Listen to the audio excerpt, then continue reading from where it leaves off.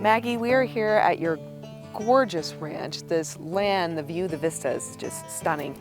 Tell us about your multi-generational cattle ranch. Our family's ranch was started by my husband's dad, Mark, and his dad, Tom, and it started in the late 70s, and now today my husband Josh and his brother Joe and his dad are the ones who are in charge of the day-to-day operations here. Great. Okay, and what does a day in the life look like when it comes to being a cattle rancher?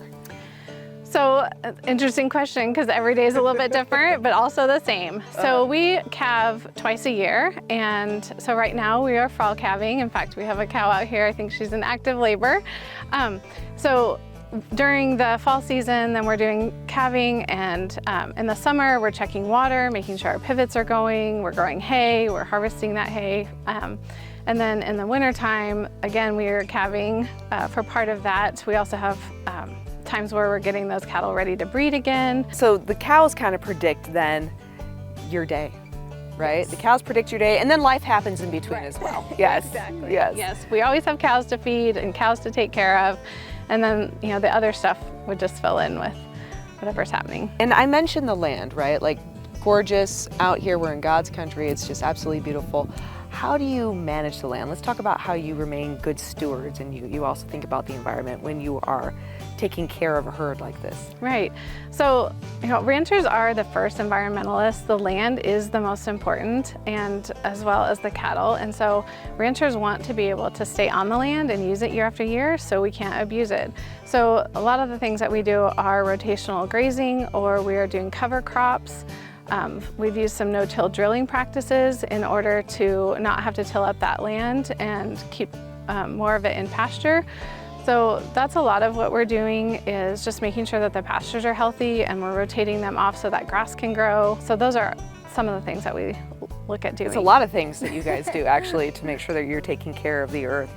We have a curious cow here over our shoulder. Tell us about the cattle. What would you like consumers to know about the care that you take when it comes to taking care of the cattle here on your ranch? Yes, so the cattle obviously are very important to us, and raising them with good practices.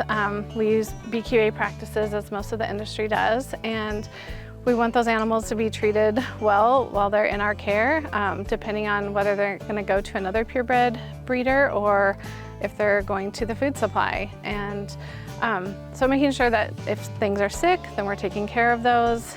We're giving them the vitamins, nutrients through trace minerals that they need based on their nutritional needs. Yeah, ranchers always put those cattle first, because that's the most important thing, to raise healthy beef for people. And one thing I want people to understand too is the beef that we put on our table is the same beef that is going to the grocery store that we're selling to consumers as well.